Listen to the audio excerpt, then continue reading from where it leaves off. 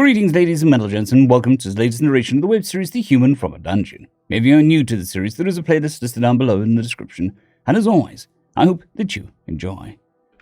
Chapter 52, Nick Smith, Adventurer Level 7, Human American. "I've missed you so much," the voice shouted. I replied, struggling to breathe. My sword dropped to the ground as I grabbed the arms that were trapping my head. I struggled for a few moments and finally released myself, taking a few heavy breaths.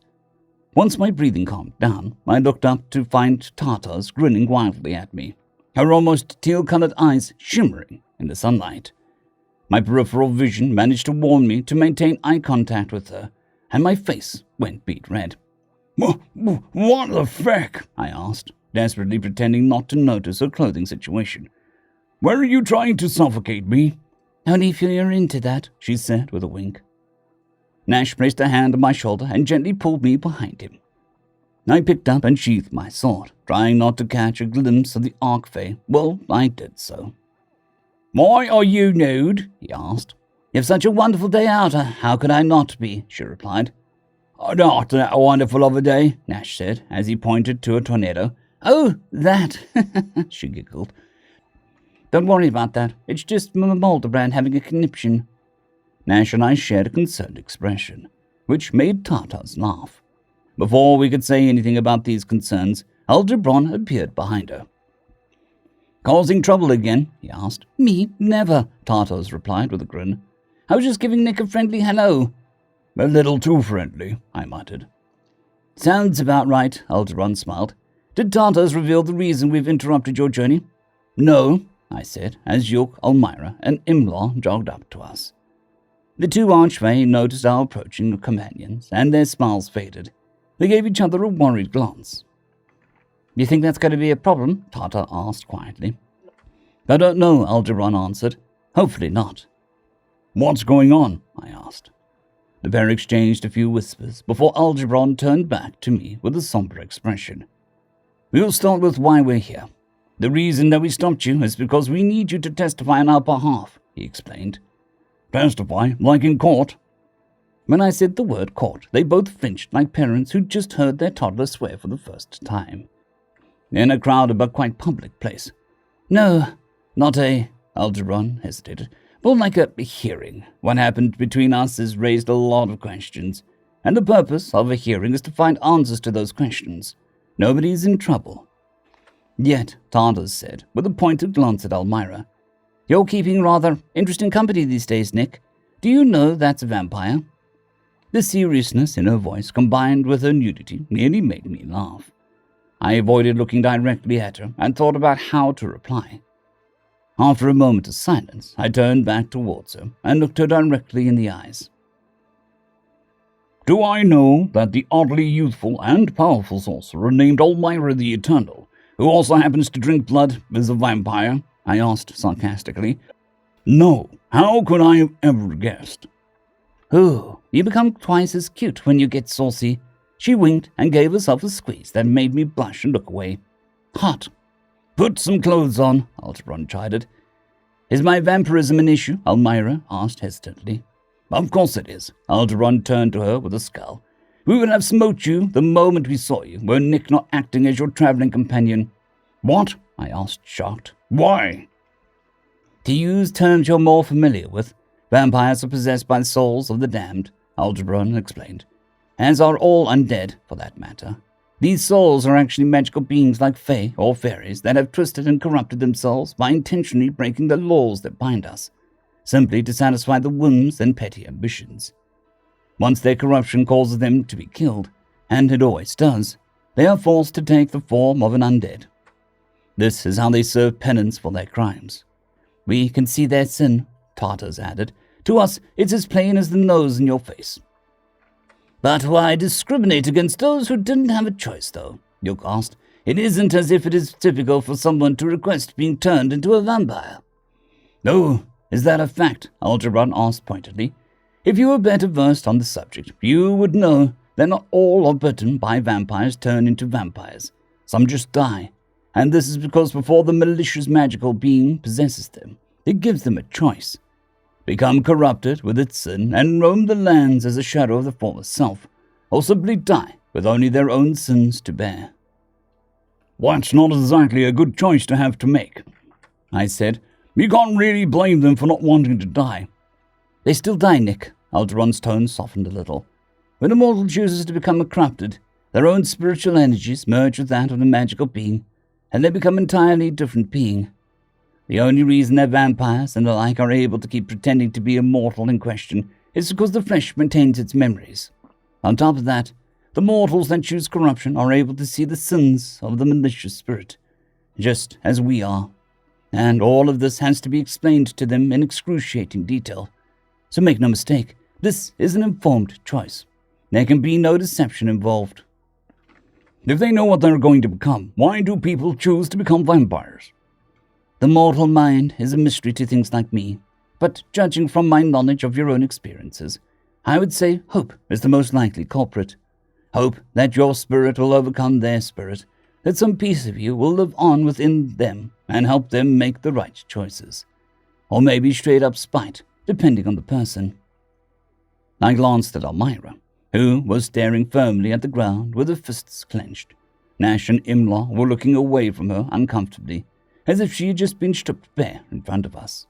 Yuk, on the other hand, was rubbing his chin, deep in thought. So how did they become cleansed of this sin? Yuk asked. Undead are immune to the rigors of time, aren't they? That is up to higher beings, the ones you call gods. They measure the weight of the individual sins and decide what variety of undead they'll become. The undead are considered enemies by all living races, and as such are frequently slain. If they have served enough penance for their misdeeds by the time they are slain, they are reborn free of corruption. If they haven't repented fully or have committed more sin, they are reborn as an undead once again. If they serve their penance, what are they reborn as? Fae, fairies, sprites, etc. Maybe even mortals. But as far as I'm aware, that's just a legend.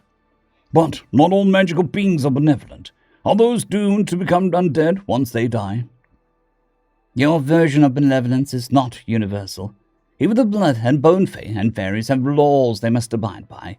As long as they follow those laws, they are free of sin in the eyes of those above our station. Yeah, well, this has been an absolutely riveting conversation, Tartar said, as she waved her hand and finally became clothed. But we came here for a reason, and it wasn't to explain the ins and outs of vampirism. That's true, Alderon nodded. However, it would be foolish to escort them into the forest along with the vampire. Even if we were to forbid violence against her, there are those who believe in the cycle enough to take matters into their own hands. They would also be well within their rights to do so. I can guard the cart, Elmira said softly. Are you sure? Yuk asked. We can probably protect you. You genuinely cannot. Alderon replied tersely. Even if it were within your capabilities to defend her from the fair folk, which it isn't. The corrupted do not have the right to self-defense under our laws. Meaning that if I were to try and intercede on her behalf, you would be committing assault or murder. This would result in your arrest if you aren't killed outright. I will remain by the cart, Elmira said. Yeah, me too, Imla added. No offense intended, but I'm looking to get home in one piece, and the fair folk have somewhat grim reputation amongst my kind. Merchants or gnomes? Tartars asked with a laugh. Both, actually. Yeah, fair enough. Alderon, you want to leave them with some reinforcements, or should I? I'll do it, Alderon said, raising a hand. Read lost Lanret to sack. An icy chill crept through the air as red energy leapt from his hand and began to form in the shape of a person. Once the magic finished taking shape, a crack rang through the air that made me jump. We suddenly found ourselves joined by a fae in crimson armor. Its glowing red eyes made its coal-colored skin seem even darker. Its left hand held the longest sword I've ever seen, and in its right hand was a black rock. Even I felt magical stirring within that rock. Must be an arcane focus. I turned to Alderon and raised an eyebrow. This is a simulacrum of a blood fae, he explained. While I have actual blood fae under my command, I will not force them into the position of deciding between my commands and their beliefs. Yeah, that's probably smart, I said. What happens if a fae stumbles upon the cart, though? Won't you get in trouble if your spell hurts them? No, I'll be casting a spell on it that'll make it unnoticeable to all thinking creatures, Tartarus answered with a smile. The spell wears off when whoever is inside of it calls out to someone on the outside of it, or if I want it to. What do we need the blood faith for then? Nash asked. There are creatures that do not think, brother, Yuk said. Oh, right. Yuk helped Elmira back into the cart as Imlar took his seat. Yuk, Nash and I grabbed our bags and rejoined Tartarus and Algebron. Tartarus cleared her throat and held up her hand. It meant not to sack, she said. The spell took effect instantly. I tried to focus on the cot, but I could no longer really see it. Whenever I tried to look directly at it, my gaze wandered and I forgot what I was doing. It was a very unsettling experience. There, your friends are secure and the cart is protected, Algebron said. Let's be off. What about Mamolderbrand? I asked, gesturing at the distant tornado. It's best to let them vent their frustrations. They'll join us once they're done. I nodded, and we followed the two Archfey off of the road and into the woods. Before long, the woods became a forest, and the leaves of the trees began to blot out the sun. It took a bit for my eyes to adjust to the darkness. Once they did, I saw that the bushes and brambles that would have hindered our movement seemed to lean out of our way. As we ventured deeper and deeper, the sounds of the tornado became more and more muffled until they disappeared entirely. That's when I realized that the only sounds I could hear were the creaking and groaning of the foliage moving. I looked around and noticed some birds, but instead of announcing our presence, they were staring at us. The deeper we went, the more animals I noticed, and all of them silently watched us pass. An eerie chill ran down my spine. I can't help but feel as if we aren't exactly welcome here, Nash said. Nonsense, Tartarus said with a smile. If you weren't welcome, you would have been ripped apart by now. Sure, but the locals don't appear to be particularly happy to see us. Well, bah, it's complicated. Algebron, you're better explaining things. Algebron let out a heavy sigh and looked over his shoulder at Nash. I'm sorry, Nash. It would seem that I did not properly convey the gravity of our situation, he said. Archfey are very special beings. We have connections with divinity that open up many of the world's deepest and darkest secrets to us, that we may properly guide the fair folk. However, even with all of this knowledge at our disposal, neither Tartarus nor myself can account for how we were made into Archfey. Well, it happened when Nick named you, didn't it? Yuk asked. That's not likely to be a coincidence. True, but even so, it doesn't make sense.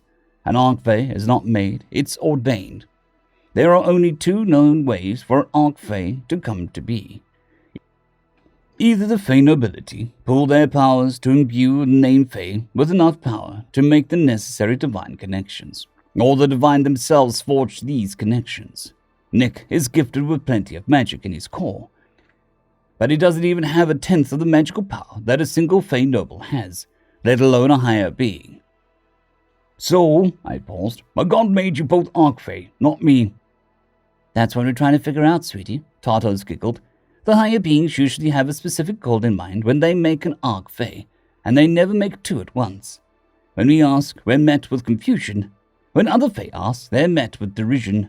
This means that even the higher beings don't know what happened or why. Obviously, this requires a thorough investigation, which is where the hearing comes in, Algebron said. You'll be meeting with some of the kings of the fair folk, who will be asking you questions about our interactions. Kings? I asked, a little bit of fear leaking into my voice. Yes, but don't worry. This is an informal hearing, Algebron laughed, seemingly reading my mind. You'll be speaking as equals, despite the airs that some of them will put on. Don't use honorifics, especially gendered ones, and don't speak out of turn. Don't say sir or ma'am. Why not? The physical form of the Fae is not an indication of gender or sex. We lack both, in fact, and it can be taken as an offense to assume otherwise, Algebron sighed. Though that's just one of the many tiresome tricks that you mortals frequently fall for. It's such an old trick that there's even rules surrounding it. If the mortal is unaware that you're a fair folk, you cannot feign offense at being addressed with a gendered pronoun. Even if they are aware, they are still allowed to use most gendered pronouns so long as you are presenting as that sex, unless it's an honorific. If you call the fair folk sir or ma'am, they'll probably demand satisfaction. If you're lucky, it'll be one of your material possessions. That's actually in the book, York whispered to me. You can call me ma'am if you want to. Tartars winked at me. That's okay, I said. What kind of kings will we be meeting? That's not entirely clear yet. Mamoldebrand, the king of the Arkfey, will be there. Gilf, the king of the Flower Fairies, will also be attending. The Dark Ones are still battling it out to see who they're sending. Bison-Noth, king of the Blood Fae, or Horth, king of the Bone Fae, would be the most likely participants. Maybe both, seeing as how they frequently fight to a draw. Tamothy will also be there, Tartars added, king of the Sprites. Tamothy isn't actually part of the hearing, though. They're just curious about what's going on, Algebron shrugged. We're nearing our destination. We fell into silence and continued walking until we came onto a clearing. A colossal tree stood in the center of said clearing, glowing with magical energies. I recognized it from Algeron's memories, the tree of life that births new fair folk. Between us and the tree were branches that had warped to form desks and chairs. There were 2 rows of 10, facing each other. Algebron gestured to them. Sit, we will begin soon, he said. End of chapter. I would like to thank our T5 members and patrons, Casper Arnholtz, Jon Creighton, W.R.E, 050, Dragzoon W.R.E, and Elijah Silvercross. Thank you very much.